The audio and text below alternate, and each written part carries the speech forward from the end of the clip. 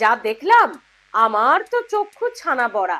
আপনারা যদি দেখেন এবং শোনেন আপনাদেরও সেটা হতে পারে, দেখবেন নাকি? পশ্চিমবঙ্গের রাজনীতিতে সবই সম্ভব, এতদিন আমরা সেটা শুনেছিলাম। এবার সত্যি সত্যি সবই সম্ভব নয়, এও সম্ভব। এবার এটা আপনারা দেখবেন এবং জানবেন। আসুন তাহলে কার কথা বলছি, কোন বিষয়ে কথা বলছি? ভোল বদল দাদা, ভোল বদল। রাজনীতিতে এভাবে যে ভোল বদল হতে পারে সেটাও আবার 24 ঘন্টার মধ্যে, আমার তো ধারণা ছিল না।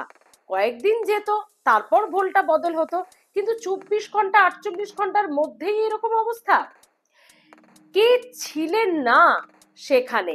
কাঁথির সৌমেন্দু অধিকারী, কাঁথির সাংসদ এবং খেজুরির বিধায়ক শান্তনু প্রামাণিক, অর্থাৎ অধিকারী পরিবারের শুধু সদস্যই নয়, শুভেন্দু অধিকারীর ভাই সৌমেন্দু অধিকারী তথা কাঁথির সাংসদ এবং বিধায়ক শান্তনু প্রামাণিকের উপস্থিতিতে ছিল যোগদান পর্ব।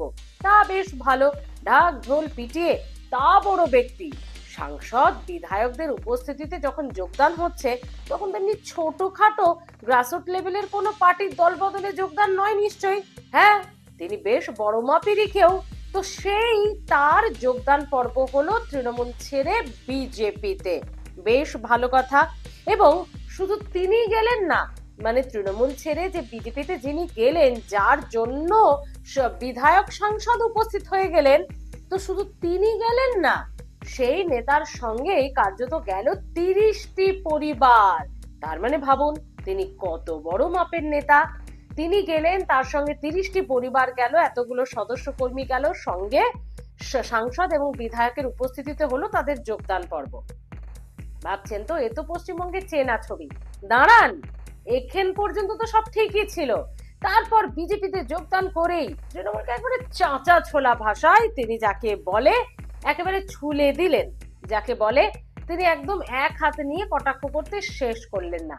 আর তখন তো বিজেপির সাংসদ বিধায়করা ভাবছেন গদ গদ একেবারে, তার মানে কত কি না হবে এবার। এই সংখ্যালঘু সেলের নেতা মসিউর রহমানের যোগদানে বলা চলে যেন সংখ্যালঘুদের যে ভাবধারা, যে এতদিনের যে একটা তকমা ছিল যে বিজেপি আর সংখ্যালঘু মানুষদের মধ্যে নাকি একটু দূরত্ব আছে, সেটা বোধহয় ঘুচে গেল। মানে সংখ্যালঘু মানুষরা, সম্প্রদায়ের মানুষরা এবার কার্যত বিজেপি মুখী হবেন। মানে যখন এটা ভাবছেন বিজেপি নেতারা, তার মধ্যেই এইরকমটা কি হলো বলবো আপনাদের, সঙ্গে থাকুন। তবে তার আগে বিজেপিতে যোগদান করেই তৃণমূলের একেবারে মমতা বন্দ্যোপাধ্যায় থেকে অভিষেক বন্দ্যোপাধ্যায় কাউকে ছাড়লেন না। সংখ্যালঘু সেলের এই নেতা মশিউর রহমান, শেখ মশিউর রহমান, গুন্ডা দিয়ে শাসন চালানোর কাজ চালাচ্ছেন মমতা বন্দ্যোপাধ্যায় এবং অভিষেক বন্দ্যোপাধ্যায়। আরো কি বলেছেন, যে তৃণমূল একটা অত্যাচারিত দল।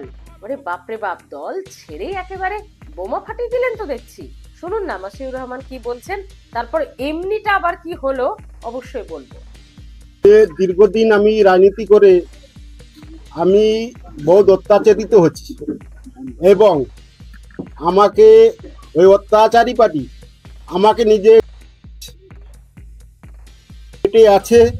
ওই জন্য আমাদের মমতা ব্যানার্জি যে মুসলিম লোককে নিয়ে খেলা করতেছে, উনি কোনো পুরনো লোককে কোনো সম্মান দিতে জানে না, শুধু গুন্ডাগাড়ি করে উনার দলকে বাঁচিয়ে রাখার চেষ্টা করতেছে। এবং যে অভিষেক ব্যানার্জি উনি যে দলটা করতেছে, উনি পুরো দলটাই যে করতেছে, পুরো মুসলিম যে বেলটা নিয়ে উনি সমস্ত মুসলিম ছেলেকে নিয়ে গুন্ডাগাড়ি করে উনার দলটাকে জিতিয়ে আগে নিয়ে যাওয়ার চেষ্টা করতেছে। ওই জন্য আমি এই দলে আজকে যোগ দিলাম। আপনারা কি ভাবছেন তৃণমূল ছেড়ে বিজেপিতে এলেন আর তৃণমূলকে এত কথা বলে গেলেন মশিউর রহমান, ব্যাস হয়ে গেল, ভিডিওটা এখানেই শেষ? মজা তো এবার শুরু।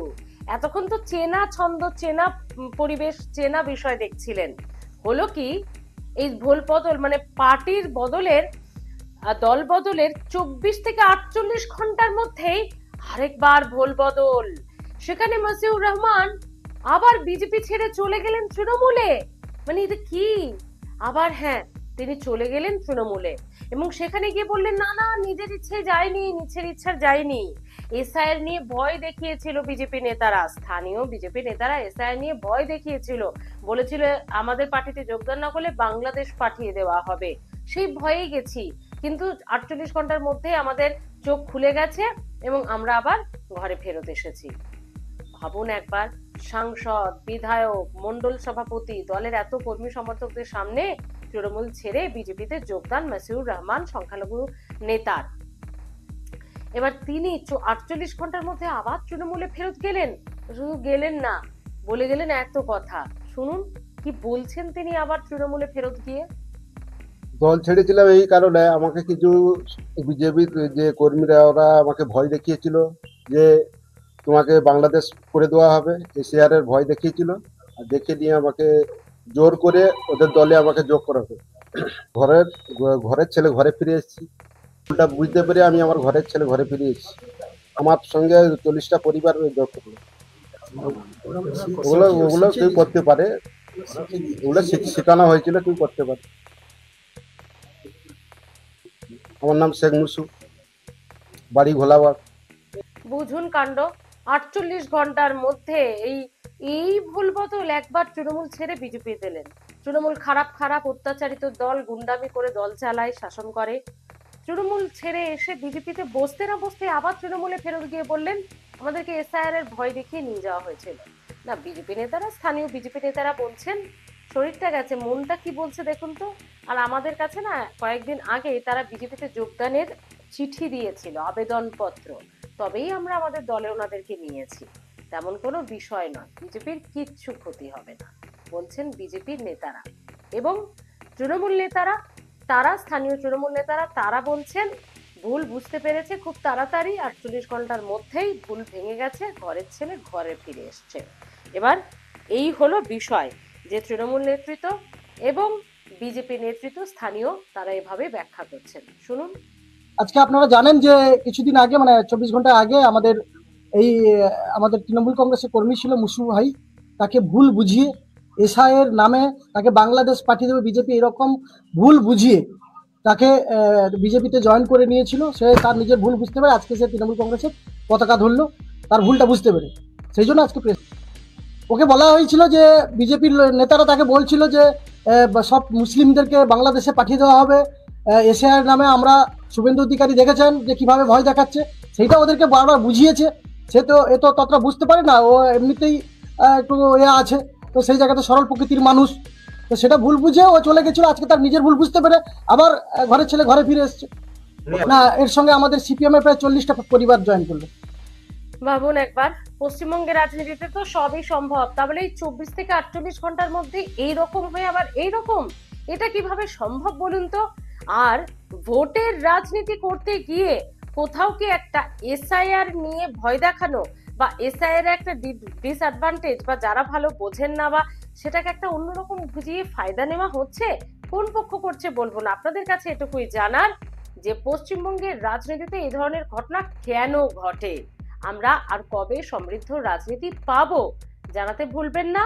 26 নির্বাচন তো আসছেই, এখনো অনেক খেলা দেখার বাকি, কি তাই তো? ভালো থাকুন, স্পিক ইউ বেঙ্গলে থাকুন।